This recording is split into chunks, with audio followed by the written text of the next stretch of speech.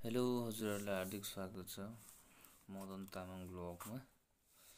आज चाहिँ म घरमै बसी बिजुलीको बिल चाहिँ ई-सेवाबाट कसरी तिर्न सकिन्छ भनेर सानो भिडियो बनाएको छु। त्यसको लागि चाहिँ यो ग्राहकहरूको चाहिँ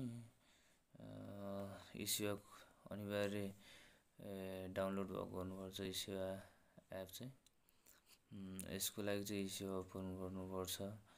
ई-सेवा ओपन गरिसकेपछि इलेक्ट्रिसिटी भन्ने अप्सन्स आउँछ, त्यहाँनिर चाहिँ क्लिक गर्नुपर्छ।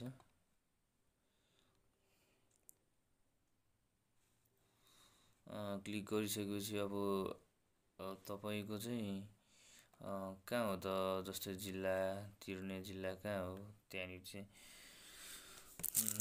आफ्नो तिर्ने जिल्ला हाल्नुपर्छ। जस्तै मेरो चाहिँ सिन्धुली छ,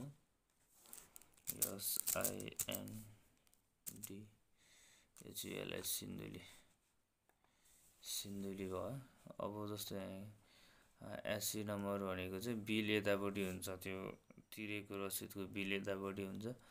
जस्तै मेरो चाहिँ 020.05.025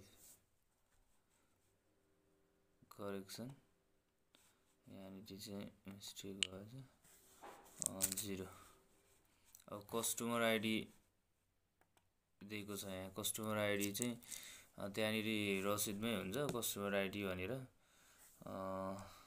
मेरो चाहिँ 12/4002676।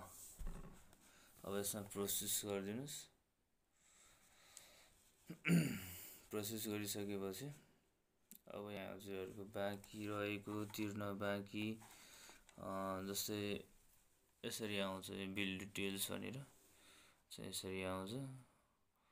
अब यसरी चाहिँ हजुरहरूलाई चाहिँ तिर्न सकिन्छ।